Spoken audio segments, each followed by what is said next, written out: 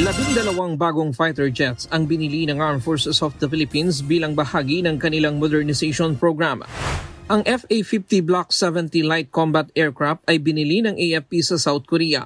Mahigit $700 million ang halaga ng kontrata na pinagtibay ngayong buwan.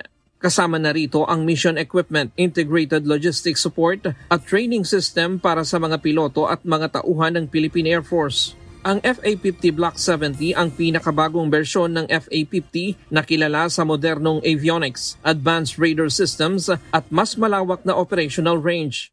Malaking tulong ito para sa pagpapalakas ng kakayahan ng Philippine Air Force sa pagbabantay sa himpapawid ng bansa.